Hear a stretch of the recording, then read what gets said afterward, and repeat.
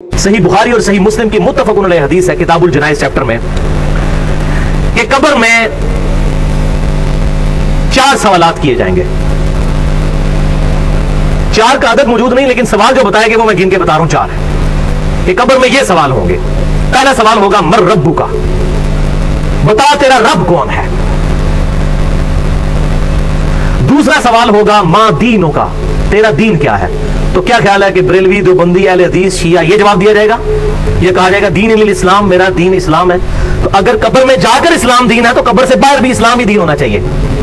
इन मौलवियों को छोड़ो, इन शेखुल हदीस, शेखुल कुरान और मुफ्ती आजम और फलाना आजम, इनको छोड़ो। इन्होंने अपनी कब्रों में जाना, पता नहीं इनके साथ क्या हो रहा होगा।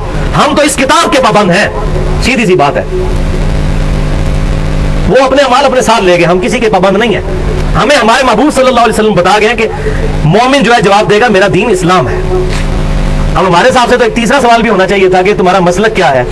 और जी इस्लाम तो सारे कहते हैं, मुसलमान तो सारे कहते हैं। अगर हम अहले हदीस और देवबंद और बरेलवी और शिया नहीं लिखेंगे तो फर्क कैसे पता चलेगा। तो फिर अल्लाह ताला को भी चाहिए कि फरिश्तों के एक सवाल साथ ये भी लगा लो उसके ज़ैल में, एक जुज नंबर 1 कि दीन तो बता दिया, आप बताएं आपका मसलक क्या है।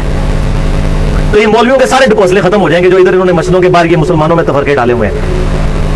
अल्हम्दुलिल्लाह इस वक्त दुनिया में कई मुसलमान मुल्क हैं जहां पे ये तफरका नहीं है। मलेशिया के अंदर किसी मस्जिद के बाहर बरेलवी, देवबंदी, अहले हदीस, शिया नहीं लिखा होता।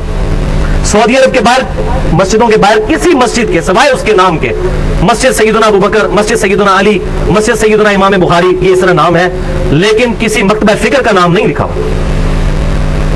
ये सब कॉन्टिनेंट इंडिया, पाकिस्तान और बांग्लादेश का ये बेहुदा कल्चर, और यही फिर इंजेक्ट हुआ है चाइना के अंदर। आप हैरान होंगे, मैं चाइना के अंदर गया, जुलाई 2004 की बात है। मुझे हैरानगी हुई कि चाइना के मुसलमान भी बरेलवी, देवबंदी, अहले हदीस और शिया हैं।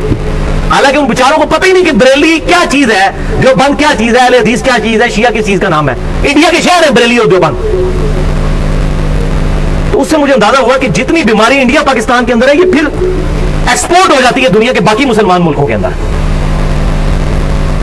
इस एतबार से ये वाकई गुमराही का किला है हमारा मुल्क बना हुआ इस वक्त। कि जितनी गुमराही है यही बाहर जाती हैं, एक्सपोर्ट होती हैं। अच्छी चीज तो बड़ी मुश्किल से, आप शुक्र है हक की आवाज यूट्यूब के जरिए पहुंचना शुरू हुई है, वरना चैनल्स में तो कोई बात ही नहीं हमारे जैसे लोगों को करने देता। अल्लाह अकबर। तीसरा सवाल होगा मा कुंता तक़ूलु फी हक़्क़ि हाज़िर रजुल, इस मर्द के बारे में तो दुनिया में क्या कहा करता था, क्या कीता था। यानी नबी सल्लल्लाहु अलैहि वसल्लम के बारे में सवाल होगा। तिरमिज़ी के अल्फाज है मन नबिय्यु का, तेरा नबी कौन है। तो दोनों सवाल ठीक है। इसमें जो कहते हैं कि कब्र में नबी सल्लल्लाहु अलैहि वसल्लम आ जाएंगे, ऐसी बात नहीं है, क्योंकि मुस्नद इमाम अहमद में एक हदीस मौजूद है। वो शख्स में पूछेगा कि आप किस मर्द के बारे में मुझसे पूछ रहे हैं, तो फरिश्ता कहेगा अल्लज़ी बुइसा फीकुम, उस शख्स के बारे में जिसको अल्लाह ने तुम में नबी बनाकर मबूस किया था। फिर कहेगा मोमिन हुआ मुहम्मद रसूलुल्लाह, वो तो अल्लाह के रसूल मोहम्मद थे सल्लल्लाहु अलैहि वसल्लम। इसमें जितनी वो चेमा गोइयां होती हैं वो मैंने मसला नंबर 7 के नाम से हाजिर और नाजिर से मुताल्लिक फिरका वाराना नजरियात का तहकीकी जायजा, उसमें मैंने डिटेल के साथ इस चीज को एड्रेस किया। आज महल नहीं है, जिसको शौक हो वो देख सकता है। तीसरा सवाल होगा कि इस शख्स के बारे में तू क्या कहा करता था, या ये सवाल होगा कि तेरा नबी कौन है। अब इन 3 सवालों के बाद एक चौथा सवाल है। जो मोमिन होगा, बुखारी और मुस्लिम के अल्फाज हैं कि वो तीनों सवालों के जवाब दे देगा कि मेरा रब अल्लाह है, मेरा दीन इस्लाम है और मोहम्मद सल्लल्लाहु अलैहि वसल्लम मेरे पैगंबर हैं। उसके बाद जब वो जवाब दे लेगा तो जो मुमिन होगा, इसके बारे में मुस्नद इमाम अहमद में इंटरनेशनल नंबर के मुताबिक 18,733 नंबर और सुनन नबी दाऊद के अंदर 3,212 और 4,753, ये 2 हदीस है सुनन नबी दाऊद में।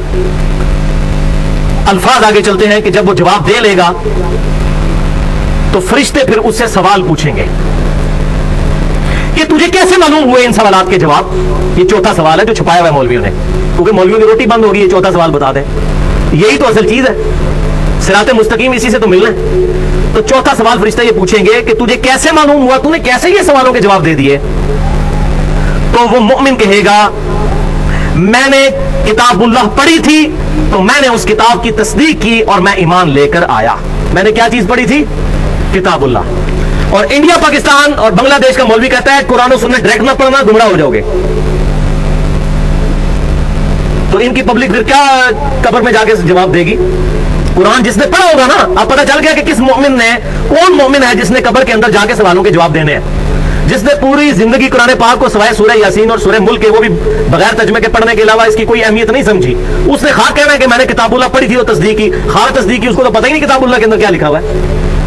اتنے جھوٹ چل جان گے, فرشتہ نے تو نہیں جھوٹ بولا جا سکتا, فرشتہ نے بولو گے اللہ انہوں دس دے گا, اللہ تعالیٰ بتا دے گا. فرشتوں کے ساتھ تو کوئی غلط بیانی نہیں کر سکتا. اور بخاری اور مسلم کے الفاظ اسی حدیث میں ہے کہ آپ صلی اللہ علیہ وسلم نے اس کے بعد سورہ ابراہیم جو سورت نمبر ہے 14, اس کی آپ صلی اللہ علیہ وسلم نے آیت نمبر 27 جو ہے وہ تلاوت فرمائی. اس کے بعد بخاری اور مسلم کے الفاظ ہیں.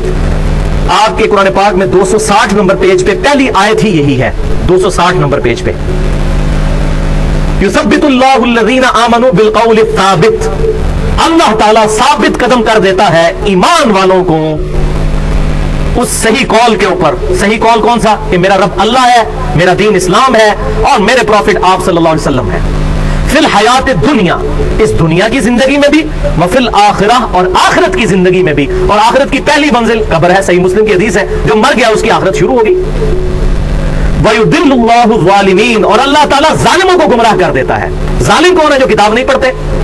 وہ آگے آ جائے گا. ابھی تو منافق نے جو جواب دینے ہیں, اور اس کے جواب میں چوتھا سوال جو فرشتے کریں گے وہ آگے میں بتاتا ہوں. تو گمراہ کر دیتا ہے اللہ تعالیٰ ان ظالموں کو, خود نہیں گمراہ کرتا, انہوں نے گمراہی خریدی ہے. وَيَفْعَلُ اللَّهُ مَا يَشَاءُ, اور اللہ تعالیٰ جو چاہتا ہے کرتا ہے. اللہ تعالیٰ کوئی روک نہیں سکتا, زبردستی تو اس نے ہدایت نہیں دینی ہے. ہاں جو چاہتا ہے گمراہی اس کو دے گا, اور جو ہدایت چاہے گا وَالَّذِينَ جَاهَدُوا فِينَا لَنَهْدِيَنَّهُمْ سُبُلَنَا, سورہ العنکبوت کی آخری آیت ہے. جو لوگ ہماری راہ میں کوشش کریں گے ہم ان کے لیے اپنی راہیں کھول دیں گے. تو آپ صلی اللہ علیہ وسلم کے بخاری اور مسلم میں الفاظ ہیں, آپ نے سورہ ابراہیم کی آیت نمبر 27 تلاوت فرمائی اور کہا کہ یہ پڑھ کے دیکھ لو قرآن پاک میں کہ اللہ تعالیٰ ایمان والوں کو دنیا میں بھی قول ثابت کے اوپر قائم رکھتا ہے, اور آخرت یعنی قبر میں بھی, اور قیامت کے دن بھی. اور وہ قول ثابت کیا ہے؟ میرا رب اللہ ہے, میرا دین اسلام ہے, اور میرے پروفٹ محمد رسول اللہ امام کائنات صلی اللہ علیہ وسلم ہے.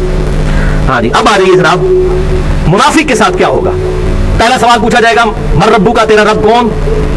وہ کہے گا ہائی ہاتا لا ادری لا ادری, ہائے افسوس, مجھے کچھ پتا نہیں. وَلِعَوْذُ بِاللَّهِ تعالیٰ. آپ ذرا حسرت کا اندازہ لگائیں اس وقت جب انسان پر ہوگی. یہ نہ سمجھیے گا کہ یہ جو دنیا میں کلمے پڑھتے رہتے ہیں تو آخرت میں بھی کلمہ پڑھ لیں گے, اس طرح نہیں ہوگا. اتنا سوکھا کام نہیں ہے.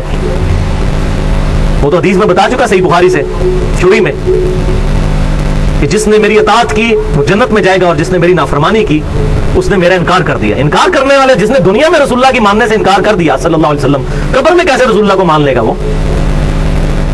اللہ اکبر. منافق سے دوسرا سوال ہوگا, وہ کہے گا مجھے نہیں پتا. تیسرا سوال ہوگا, مجھے کہے گا مجھے نہیں پتا. اللہ اکبر. پھر چوتھا سوال اس سے ہوگا, وہ تجھے سوالوں کے جواب کیوں نہیں آ رہے؟ فرشتے پوچھیں گے. یہ چوتھا سوال منافق سے, یا وہ جو گناہگار شخص ہے اس سے.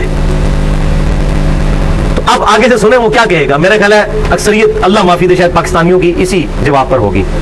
وہ کہے گا میں وہی کہتا تھا جو لوگ کہتے تھے, سن سنا کے سنی.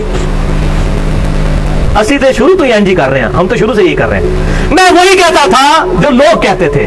یہ الفاظ بخاری اور مسلم دونوں میں موجود ہیں, اور میں انٹرنیشنل نمبر بھی بخاری کا بتا دوں, 1374 کتاب الجنائز میں بخاری کے الفاظ ہیں. وہ کہے گا میں وہی کہتا تھا جو لوگ کہتے تھے چوتھے سوال کے جواب میں.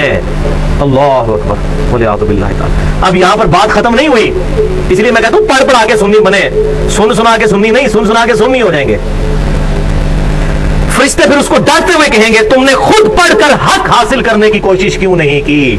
یہ بھی اسی بخاری 1374 میں الفاظ ہے, تم نے خود پڑھ کر حق حاصل کرنے کی کوشش کیوں نہیں کی. آگے پھر میں حق بجانا ہوں نا کہ پھر وہ آگے اس کو کہنا چاہیے. وہ قیامت والے دن تو کہے گا, وہ امام الانبیاء کی دعوت قرآن والے میں بھی ہے, اے اللہ ہمارے بزرگوں کو دگنا عذاب دے کہ ان کی وجہ سے ہم گمراہ ہوئے. تو پھر وہ کہے گا نا کہ سانو بزرگاں نے مار چھڑیا, انہوں نے دگنا عذاب دے. قرآن کے الفاظ ہیں, سورۃ العذاب کا آخری رکوع پڑھ کے دیکھ لیجیے. اے اللہ ہمارے بزرگوں کو دگنا عذاب دے. اور سورہ حمیم و سجدہ میں تو اس سے بھی سخت الفاظ ہیں, اے اللہ ہمارے بزرگوں کو ہمارے حوالے کر, ہم انہیں اپنے پاؤں کے نیچے روندیں جن کی وجہ سے ہم گمراہ ہوئے. اور اس پہ میں نے پورا 2 گھنٹے کا لیکچر دے دیا ہے, بالکل ننگا لیکچر, بزرگوں کی اندھا دھند پیروی کا انجام اور اس کا علاج, مسئلہ نمبر 71A کے نام سے. اس میں ہی میں نے ساری آیات بتائی ہیں کہ قرآن پاک میں آخرت کی ناکامی کی سب سے بڑی وجہ بغیر تحقیق کے بزرگوں کو فالو کرنا ہے. اپنے ایک قادیانی اگر قادیانی بزرگوں سے مسئلے پوچھے گا اس کو ختم نبوت کہاں سے سمجھ آئے گی. اسی طریقے سے باقی مطلب فکر کے لوگ بھی اگر اپنے اپنے بابوں کے پیچھے چلیں گے, خود نہیں پڑھیں گے. اب یہ اس کو پھر آگے کہنا چاہیے کہ جی یہ تو علماء کا کام ہے پڑھنا, جس طرح کہ ہمارے مولویوں نے پٹی پڑھا دی ہے, جی علماء کا کام ہے پڑھنا. فرشتے کہیں گے تو نے خود پڑھ کر کیوں نہیں حق حاصل کرنے کی کوشش کی. حالے بھی مسئلہ ختم نہیں ہوا. اس کے بعد الفاظ ہے اسی حدیث کے صحیح بخاری کے کہ پھر فرشتے اس کے سر میں مہمان نوازی کے طور پر ہتھوڑا ماریں گے، وہ بالکل زمین کے برابر ہو جائے گا، اور بخاری کے الفاظ ہیں کہ اس کی آواز، اس کی چیخنے کی آواز اور ہتھوڑے کی آواز زمین و آسمان کی تمام مخلوقات سنیں گی سوائے جنوں اور انسانوں کے، کیونکہ وہ شریعت کے مکلف ہیں، وہ نہیں آواز سن سکتے، اگر وہ سن لے تو یہ سارے بندے کے پتر نہ بن جائیں۔